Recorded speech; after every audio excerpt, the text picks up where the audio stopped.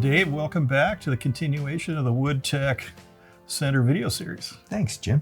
Good to have you. As you can see, we're switching gears, picked a different location today. We've been working on this house for a handful of years now. You can see we got plenty to do still. So. And a lot of ambiance. And a lot of ambiance, exactly. You added to it with all your gear we brought in today.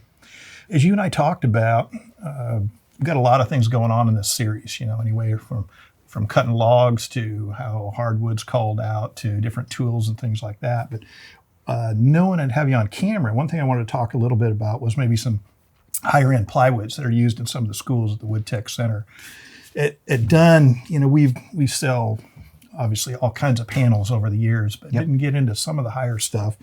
We just had a leftover scrap from the job here. This is just a piece of CDX, standard sheathing. Some of the different things. It's an exposure one panel, so we take temporary moisture until the job's cladded and dried in, all that stuff. It's got the the grades of the faces. That was interesting. The D face, they've got the stamp on the back, but you can see the difference in the size of the notch on the C. Those knots are significantly smaller, but it's definitely not it's not an AC product, anything like that. It's not a high-end veneer, although we sell some of those. But when I was back, 25 years ago now, when I was managing Linwood, I'd have people come in, Finnish people, say, hey, do you sell Baltic Birch or ApplePly? We'd sell like 4x8 3/4 birch or an oak, maybe a shop and an A1. Yep. And that's kind of about it for the most part. We've expanded over time, but I didn't even know what they were really talking about. So I was hoping you, being a cabinet guy, a boat guy, could talk about some of those higher end grades that are used in the school today. All right. Well, you have two big differentials here. You've got things that are used for structure, okay? And often fir, which is a great veneer to use for structure. And then you've got appearance grade plywoods, and it could be in a variety of different species. They're graded differently too. So we're used to like AC or a CD or whatever. And basically that first letter stands for the face and the second letter stands for the back.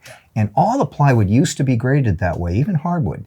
But they made a change. And now for a hardwood panel, you have a letter on the face and you have a number on the back. So if it was an A1 panel, it's the same veneer on both sides.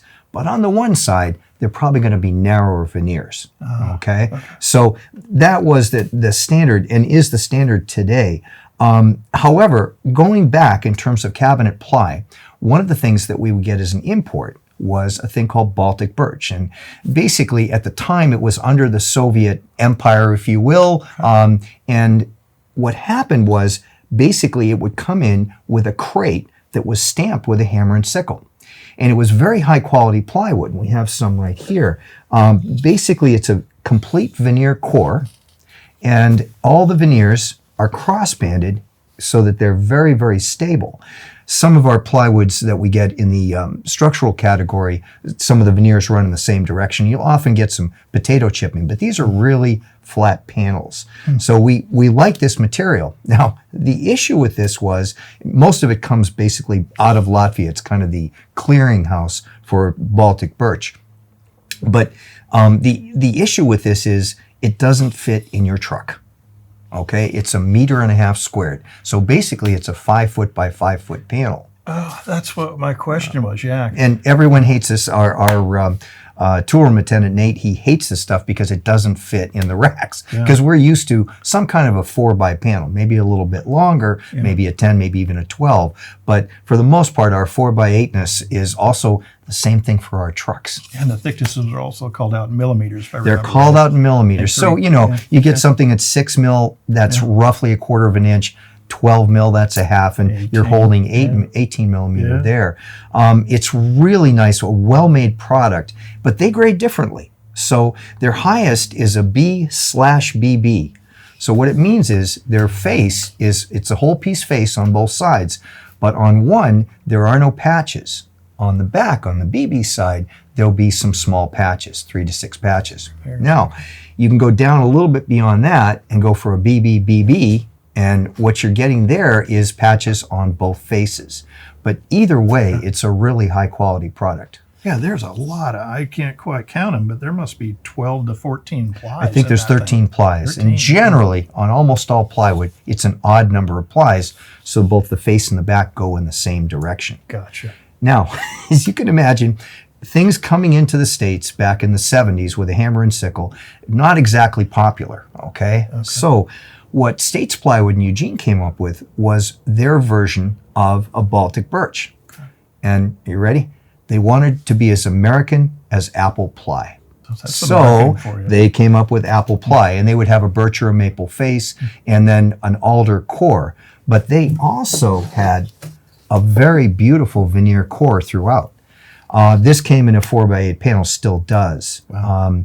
But as you know, they have a lot of different ones for cabinet making where they'll put other cores in there. But these are full veneer cores. Gotcha. What is it you have here? That looks... Now, this is a marine plywood, which again is all veneer core. Usually it's some kind of African mahogany, like that particular one is a kume. And it's very popular with boat builders now.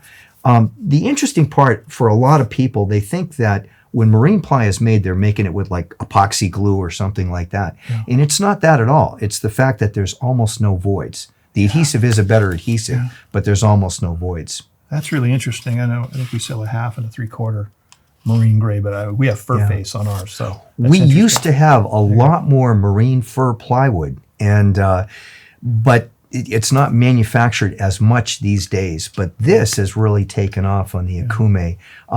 You'll hear it under the moniker of Tubois, All Wood, or Joubert. These are pretty common marine plywood companies. Yeah. Wow. Yeah, and I don't know if it's challenged getting the quality of veneer in the fur these days. That might be part of some of the direction that's going. Yeah. Okay.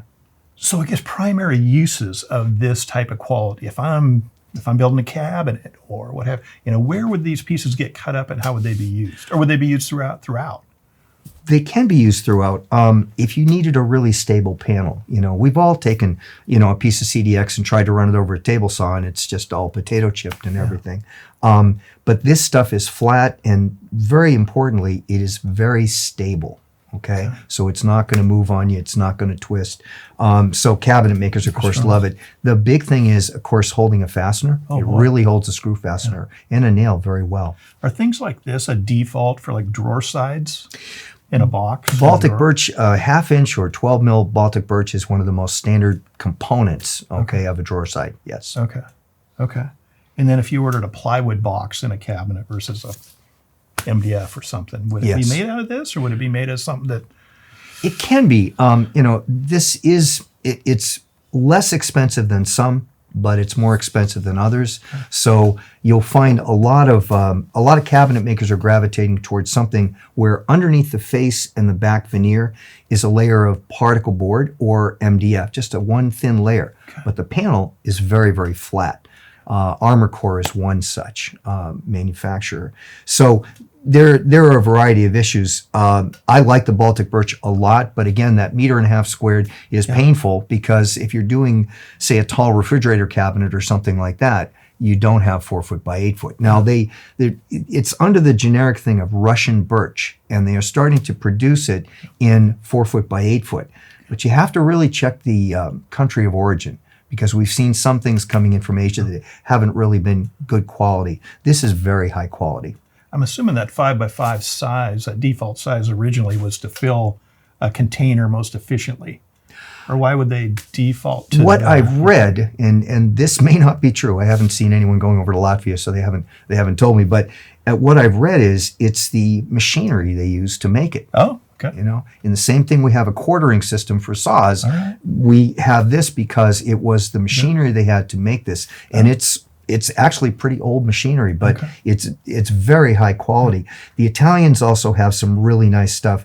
This, again, is all birch all the way through, but the Italians do some things in poplar, and it's called light ply, and it's very, very light.